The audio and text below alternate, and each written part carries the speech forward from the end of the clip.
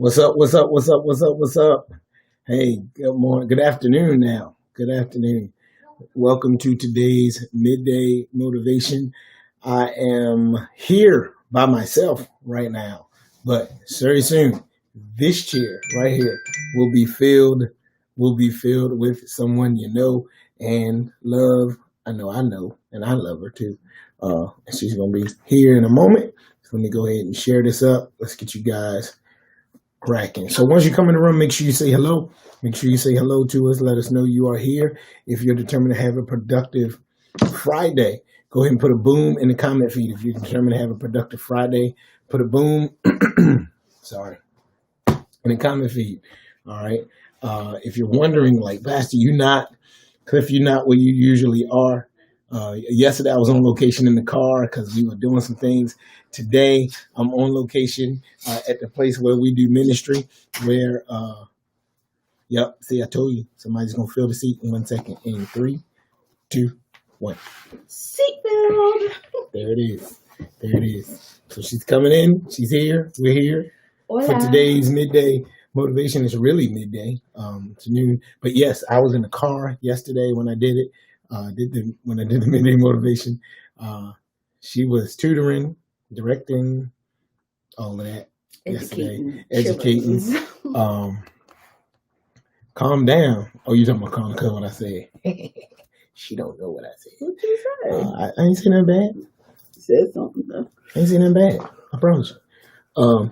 So we're on location. We're at the church right now. We're at the church at the Mount. At the Mount. The Mount, which is holding in-person services now at 8 a.m. and 11 a.m. Doors open at 7:30 and 10:30. That Mount at 1196 Penn Street, Camden, New Jersey. 08102. All right. So we're here. We're here at the church, taking care of some things. We have homegoing tomorrow for Brother Fred Holman. His homegoing is tomorrow, so we're here making sure we're squared away for that tomorrow. So let me mention this now. Tomorrow is also our communion distribution day and vitamin D pickup day. All right. So number one, the homegoing service. Thanks for sharing this. Yeah, make sure you share this with somebody. We'll send this out as well. Today is October 2nd. Homegoing and everything is tomorrow, October 3rd, Saturday. The viewing is from 9 to 11, and the service will start at 11 o'clock. Now, again, because we're in the midst of this pandemic, social distancing and all of that, masks are required, and only those in the family will be able to attend the service. The viewing is public, so anybody can come and view, and you would be directed how to exit out, how to enter, get your temperature taken, and then exit out once you view. However, the family will be the only ones able to be here. It's a pretty large family, so we have to we want to make sure they can get in for that. But you will need to keep your mask on the entire time. For those that are here in the congregation, what have you. Now, for those of us that are going to be picking up our communion and everything, that will be tomorrow as well, from 9 a.m. to 10:30 a.m. 9 a.m. to 10:30 a.m. communion distribution, daily bread distribution, and if you wanted to get one of those bottles of vitamin D that the Chung Institute is offering members of Mount Calvary at a low discounted price. Sister Jackie transitioned early this week on Sunday, as a matter of fact. That'll be done from 9 to 10:30 as well. Yeah, all right. cost. I think it's $13. And I think the bottle is usually like 20, 25, something like that.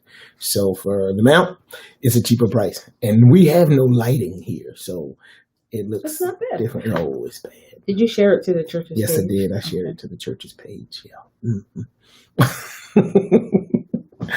So all of that is 9:30 tomorrow. Now the difference is 9 to 10:30 tomorrow. The difference is it will be done on Lawrence Street. So you can drive right down Lawrence Street, pick up your items. Will be at the Christian Education desk, Christian Education porch. Okay, no, it's not bad. Christian Education porch, picking up your items at 1172 Lawrence Street, which is our Christian Education building. So just drive straight down Lawrence Street. You can pick up your communion. You can pick up your daily bread if you need one. If you want to get some vitamin D, you can do that as well. Now, for those of you that are coming to worship, For those of you that come to worship, yes, we will serve and have communion for you when you get to worship. So you don't need to come out tomorrow. All right. So those of you that are not coming out just yet, you can come tomorrow between 9 and 10:30 to pick up your communion. For those of you that are coming to worship on Sunday, you don't have to come out tomorrow. You can just pick it up on Sunday once you enter into the sanctuary. All right. We'll send out a blast to that effect. So let everybody know as well. Also, if you want to help and serve in any capacity on any given Sunday, either the 8 o'clock service, the 11 o'clock service, what have you, just let us know. I was thinking this is a good time to get your feet out, get your feet wet. Mm-hmm. In other areas. So if you want to try out something, this would be a great time to do it. Just come and volunteer to serve on a Sunday in an area that you may be interested in. See how it is, and then you might say, "This is great," or you may say, "That's not my for gift." Me. You gotta do your lips like that. All right, we're in the book of Esther. We're in the book of Esther in chapter 9. Chapter 9. Yesterday we got through one verse. You got through one verse because there was a Holy Ghost takeover in the car in the parking lot where I was. Okay. Because of this word. So we already know Haman is dead. I call him Mordecai the Jew. What? This ain't vegetarian. I just did it. I said Morty yesterday, the other day, and it just stuck. He has been promoted. I'm gonna have to go back and watch tomorrow. We got Fire, we got Boom. I gotta go back and watch yesterday. And I'm gonna share exactly what God gave yesterday to share. Is that we read this first verse, and the first verse is now in the 12th month. Remember, Esther has been given the house of Haman. Haman has been killed on the gallows. It says now in the 12th month, that is the month of Adar, the last month of the year, on the 13th day, the time came for the king's command and the decree to be executed. Remember, the first decree was that on the 13th day of Adar, anybody could annihilate, destroy, or do what it plundered the Jews. And the second decree that was made said, the first decree said they couldn't do anything about it. The second decree said the Jews may fight for themselves. I feel it right there. The Jews may fight for themselves. And the scripture says the day came that the decree would be executed. On that day. This must have been the verse. Yes, I can see that right there. 9:1. On that day, the enemies of the Jews had hoped to overpower them. The opposite occurred. In that, the Jews themselves overpowered those who hated them. And the word God gave to all of us yesterday is, whatever the enemy is trying to do, the opposite will occur. And that is for all of us to grab. And I got stuck right there. I can imagine. I was ready to get out the car and just run the parking lot. I can imagine. It was just like, oh boy. He's sitting in the car like, be right back. Okay. So we pick it up in verse 2. Remember, the Jews can defend themselves. They will fight for us, just like God will fight for all of us. I can't help it. God is going to fight for us no matter what the enemy is doing. God is fighting even now. He has already fought. And then when you put on that song early today, right before we got here. Fighting for me? Oh, I was in the car like, she don't know. She wasn't with me yesterday. Oh my gosh. And so I shared with everybody, hey, tell everybody you know to read the text. Read Esther. You can read it from chapter 1 all the way through 9, verse 1. And know that whatever the enemy is trying to do, the opposite will occur. The opposite will occur. In every area of your life, whatever he's trying to do, the opposite is going to occur. Can we just look at that timeline though? At this time, Jesus had not come. Nope. And so here, it's the opposite occurred because of that. But because of Jesus, the fight has already been fought. The victory is already won. God is not fighting. He has fought and it is finished. So all you got to do is sit back and watch the opposite occur. That's all you got to do. I'm sorry, that was yesterday. No, Reverend, you there. Verse 2. Because then your song comes into play. There remaineth the rest for the people of God. A promise of finished work. Finished. Already done. Done. Finito. Say it again. Tetelestai. It means paid in full. Yes, the debt has been paid. Whatever needed to be done has been done. And you have the victory.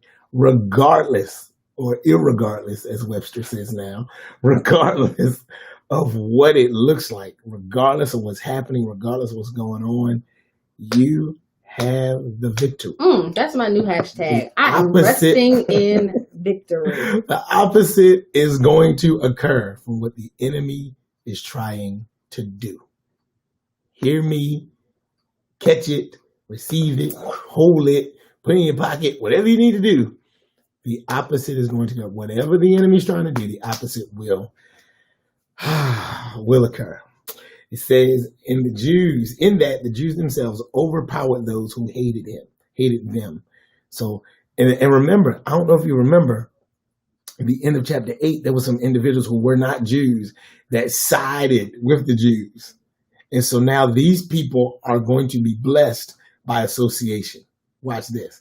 Verse 2, the Jews gathered together in their cities throughout all the provinces of King Ahasuerus to lay hands on those who sought their harm. And they ain't talking about praying. I'm saved, but I got hands. Right there. That's Bible.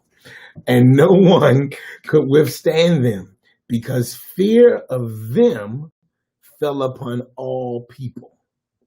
Your favor is going to make your enemies afraid of you because of the God on the inside of you. Not because of who you are, but because of God's favor that's on your life. Remember I said with you yesterday, and then we went to that passage in Ephesians, that it says praying always with prayer and supplication. Here it is, in the Spirit. Not praying with my intellect, not praying with what I think or with my flesh. I'm praying in the Spirit. And because of that favor, others are going to hate you, but you're still going to overpower them because whatever the enemy is planned, the opposite is going to occur. Glory to God. And all the officials of all the provinces, the satraps, the governors, and all those doing the king's work helped who? The Jews. Because the fear or reverence of Mordecai fell upon them. Wow, Mordecai is such a great dude. This is how they're looking at it from a paganistic perspective, from a pagan perspective. Mordecai is so revered that we're gonna help his people. Whoever's a friend of Mordecai is a friend of mine. But isn't that Bible? Even these are people who were, in essence, enemies of Mordecai. Mm-hmm. But when the Bible talks about making your enemy your footstool, we don't really grab a hold to what that means. Because if you're my footstool, it means you're providing either a resting place or a stepping stool. Yep. But whatever it is, you're helping me. Yes, indeed. That's what your job, that's what your assignment has now become, to help me. Damn, sorry. What are you sorry for? I'm just saying, and it's easy to fall into the trap of not woe is me, but there's bad all around us. And there's negative all around us. But for the believer, even when trouble comes, even when hell on earth is happening, we still can live in a place of victory. Yeah. And we can live in a place of confidence knowing that God will even use the enemies to help us in whatever it is that we need help. Come on now. Preach, Reverend. Not preaching. I'm just talking. I'm just saying what you're saying. I said what I said. Verse 4 says, for Mordecai was great in the king's palace, and his fame spread throughout all the provinces. For this man Mordecai became increasingly prominent. Come on. He does not have a position. All he has is favor. He don't have a position. He's not a prince. He's not a satrap. He's not a prime minister. He's not the king's second man or whatever. All he has is favor. You don't need position.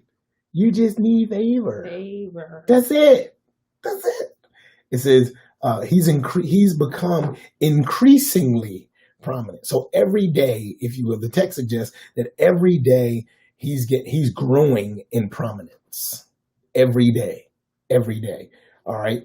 Thus the Jews defeated all their enemies with the stroke of the sword, with slaughter and destruction, and did what they pleased with those who hated them. Come on, Jesus. I don't know why that blessed me so much. Do what I please to those who hate. And so they did whatever they wanted. Anything goes. All right. Now the next verses talks about who was killed. I'm not going to go through all of them. Verse 6 says, and in Shushan, the citadel, the Jews killed and destroyed 500 men. Then this is also in verse 7. And when you slide down to verse 10, it's telling you who these names are mentioned. Now you can go and read the names. They're pagan, not pagan, Persian names. Okay. And so this is the 10 sons of Haman. All right. So that's what we're talking about. All right. So those names that are listed were Haman's sons. Okay. Now remember, the first time when Haman got this plan, his sons wasn't even in the picture. It was his wife and their friends. Now his sons are killed as a result of their father's doing. It says verse 10, the 10 sons of Haman, the son of Hammedatha, the enemy of the Jews, they killed, but they did not lay a hand on the plunder. So they left the stuff, but they took care of their lives. They hated them. And so, but they hated the Jews. So since they hated the Jews, they killed them. But isn't that what they were supposed to do in the very beginning? Absolutely. That was the original plan. Absolutely. That's what you were supposed to do years ago. So it all goes back to that day that, well, I just thought it was, and I love the way there is it's called the Bible Experience by, I think it's inspired by, and it's the Bible Experience is the audio Bible from Genesis to Revelation with actors, it's all black cast. So every person that's in the Bible, somebody's doing their voice. Like T.D. Jakes is Abraham, Denzel Washington, somebody, Blair Underwood is Jesus Christ, Kirk Franklin's Peter, etc. And the guy who plays Saul, I'll never forget the way when Samuel comes to him and basically says to him, like, what did you do? You didn't do what I told you. You know what God said. And yes, exactly. Sister Angie know what I'm talking about. The guy who plays it, he sounds like, well, I just thought it was a good idea if I just went over and do this and just leave all the stuff. And he sounds real, like you can really grab how Saul would have been like when Samuel comes, yo, I told you. Like, I told you, get them all. Don't leave nothing. Well, I just figured I see now you're going to die. It's, and that's kind of the flow of it. It's like now you can't, your throne is done, bro. Cause you ain't even kill your enemy. God gave the enemy into your hands and you ain't even kill your enemy. So check it out. Can we take a commercial break? Yeah, we can. This is for somebody. You may have to be the one to go back and accomplish what your forefathers should have done years ago. Wow. You may have to be the one, yeah. But it only comes as a result of your obedience. It might be you for such a time as this. Yep. So keep that in mind, that your obedience may be the result of disobedience in the past. And you have the power to shift the whole legacy of your family. Absolutely. In other areas, it might to kill those things, to kill those ideologies, to kill those things that some people were taught was right and it's really wrong. Kill it, wipe it out. Get rid. Why always do that sound? Like, I don't know. Like, hey, Mama. Is that the? That's the sound. That's the sound of. Where you see your mama at? Wendy, y'all. I've been wondering who that was. Hello there, Mom. All right. Well, that's it. We got to quit. We'll pick up verse 11. Not tomorrow. Monday. Saturday. Monday. The plan is Monday. Look alive, just in case. Because next week's an off week. And we were talking about. Oh, we'll still do it. Okay. All right. Monday, 11 o'clock. 11 o'clock. Even if it's on the road somewhere. On the road. Right. On the road. All right, everybody. Thanks for joining us. Don't forget tomorrow. Don't forget this afternoon, 5 p.m. Fellowship Fun Fridays. We're gonna have some fun. Yeah, it's Friday. Mm-hmm. Tis Friday. We're going to have some fun this afternoon at 5 o'clock. All right. Also, tomorrow, the homegoing is going on from 9 to 11 is the viewing, 11 o'clock is the service. Communion and daily bread and vitamin D pickup, communion distribution, daily bread distribution, and vitamin D pickup availability is tomorrow on Lawrence Street at the Christian Education Building steps at the hour of 9 to 10:30. All right. And of course, on Sunday, you can join us right here at the Mount, 1196 Penn Street here in Camden for the 8 o'clock service or the 11 o'clock service. Doors open at 7:30 and 10:30 respectively. Also solicit your prayers for me. As on Sunday afternoon, I'll be going to share with the Higher Ground Temple Church. I know I haven't put it out and all of that, but we'll put out, I didn't want to try to get everybody and go and all that and everything that's happening. But they're doing an anniversary celebration, birthday celebration for Bishop Barron and an anniversary celebration for the Barrons. And they asked if I would come and minister there. So, with me? Mm-hmm. Okay, cool. Well, verse 3 is going to. So we'll go and we'll say something. Whatever the Lord say. Going like this. Yes, with mask on and all. All right. Thanks so much for being with us. We appreciate you guys tremendously. 5 o'clock this afternoon. All right. We love you. And you can't do a thing about it. All right. Grace and peace. Bye-bye.